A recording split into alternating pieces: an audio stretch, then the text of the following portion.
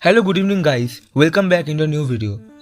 In this video I am going to show you how you can calculate the number of vowels and consonants in a string using Python code. So watch the full video, and if you are new in my channel then please consider to subscribe, like and share for more informative contents. So let's start. To calculate the number of vowels and consonants in a string, you can iterate through each character in the string and check if it is a vowel or a consonant. Here is some Python codes that demonstrate this approach. So you can go through this code and you can note it in your notebook.